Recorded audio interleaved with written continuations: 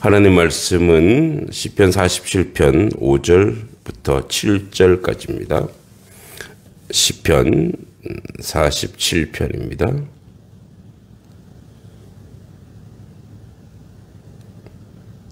5절로 7절까지입니다. 하나님께서 즐거운 함성 중에 올라가시며 여호와께서 나팔 소리 중에 올라가시도다. 찬송하라, 하나님을 찬송하라, 찬송하라, 우리 왕을 찬송하라. 하나님은 온 땅의 왕이심이라, 지혜의 시로 찬송할지어다. 아멘. 자, 우리 어제 3, 4절에서 시는 열방 중에 하나님의 선민 이스라엘이 누리는 하나님의 특별한 은혜를 선포했습니다. 이제 오늘 본문 5절에서 7절에서는 7절까지는 시는 본시의 저작의 직접적 배경이 되는 언약궤를 시온산 성막으로 올려가는 모습을 찬양하되 여호와께서 직접 보좌에 오르는 모습에 비유하여 찬양합니다. 이러한 단락을 시작으로 본절은 원문으로 볼 때 하나님이 즐거이 부르는 중에 올라가심이여 라는 그 상반절과 여호와께서 나팔 소리 중에 올라가시는 도다란 하반절이 각각 히브리 시의 가장 기본적인 운율인 3-3조로 되어 있어 분위기를 고조시키고 있습니다. 즉 시인은 동의적 대구법을 사용할 뿐 아니라 운율까지 고려하여 여호와께서 보좌에 오르실 때에 이제 연출되는 흥겨운 분위기를 생생하게 전달하고 있는 것입니다. 이제 히브리어로 보면 이렇게 되어 있죠. 베콜 에흐아 비트루아 엘로힘 알라 쇼파르. 그러니까 이제 히브리어의 그 음수율, 음보율을 맞춰서 3-3조로 이렇게 은율까지 맞춰서 아주 외형률을 가지고 격정적으로 노래하고 있습니다.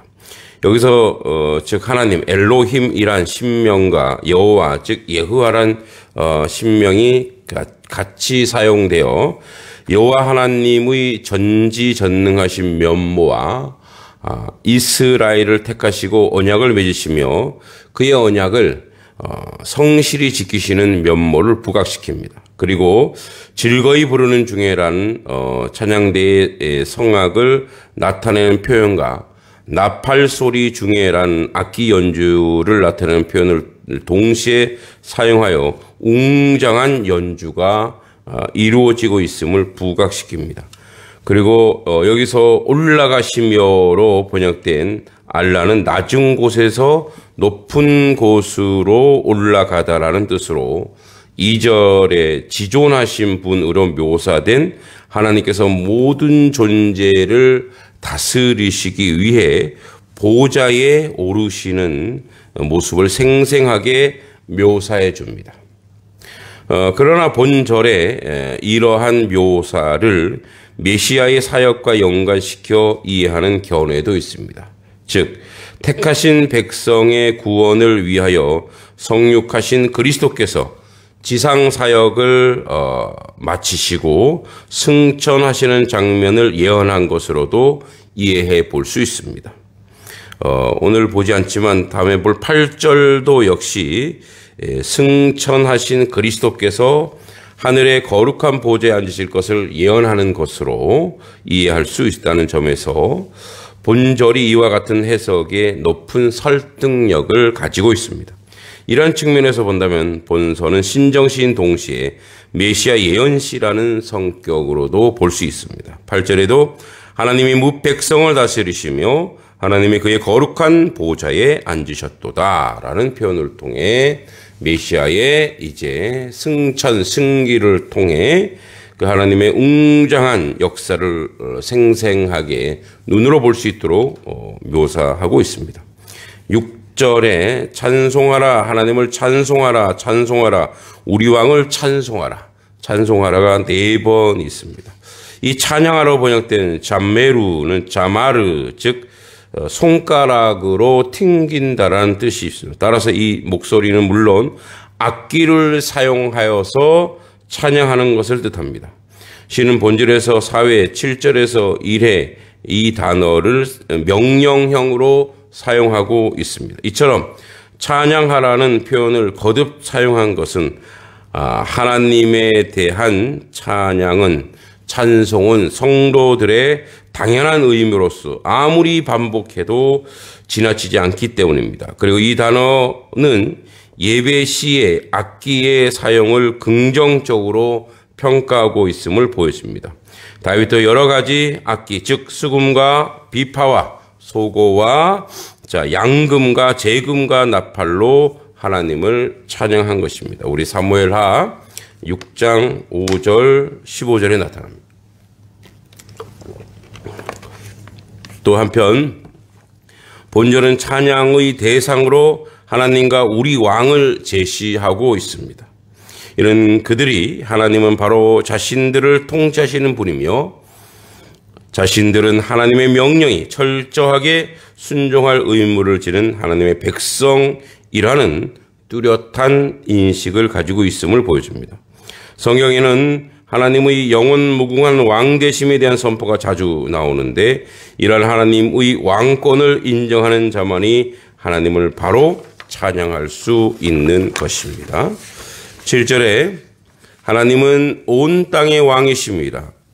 지혜의 시로 찬송할지어다. 자, 본절은 하나님을 찬양해야 할 이유가 무엇인지를 잘 보여주고 있습니다.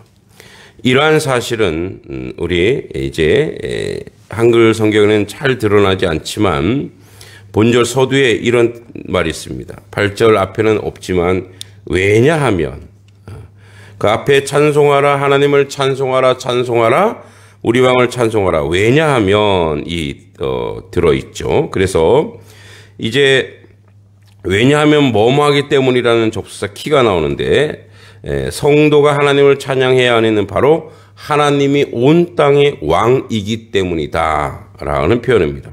하나님은 온 땅의 왕이심이라는 표현을 통해 8절 상반절에 하나님이 열방을 치리하시며 8절 하반절에 하나님이 그 거룩한 보좌에 앉으셨도와 같은 의미를 전달합니다. 이러한 본문을 통해서 이제 예언적 성격도 있다고 보는 분들도 있습니다. 즉 세상 마지막 날 온전히 이루어질 하나님의 전 우주적 통치를 내다보고 예언적으로 노래하고 있다고 보는 것입니다. 이제 이 시를 또 지혜의 시로 번역된 마스길은 지혜롭다, 명철하다는 뜻의 싹칼에서 유래되어 교훈하다, 통찰하다는 뜻을 가집니다. 성경에서 이 단어의 시편 표제는 13번 사용합니다. 이때 지혜식, 즉 교훈시라는 의미를 지닌 것으로 추정이 됩니다. 따라서 지혜의 시로 찬양할지어라 라는 본절의 명령은 찬양하되 이 찬양을 듣는 이들로 하여금 영적 지혜와 교훈을 얻을 수 있는 내용으로 찬양하라는 의미가 됩니다. 여기서 영적 지혜와 교훈은 본시의 주제인 하나님께서 선민을 위하여 온 땅을 통치하신다는 사실과 관련된 것으로 하나님만을 섬기며 순종하는 등의 내용이 함축된 것으로 추정할 수 있습니다. 오늘도 우리의 전부로 우리 여호와 하나님을 큰 소리로 이제 왕이신 그분을 찬송하라, 하나님을 찬송하라, 우리 왕을 찬송하라. 왜냐하면 그분은 온 땅의 왕이시기에 우리에게 지혜를 주시는 그분은 우리의 언어로 새 노래로 새로운 지혜로 여호와 하나님을 찬양하는 그런 날이 되기를 소망합니다. 하나님은 찬양받아 마땅하시며 오늘도 찬송의 대상이시며 오늘도 영광 중에 그 보호자에 앉으사 우리를 통치하고 있습니다. 모든 피조물의 모든 하나님의 백성의 사명은 그를 기뻐하고 즐거워하며 영원히 찬송하는 것입니다. 오늘도 격정적으로 격한 감동으로 우리 주 하나님 여호와를 찬송합니다. 하나님 찬양 받으시옵소서. 영광 받으시옵소서.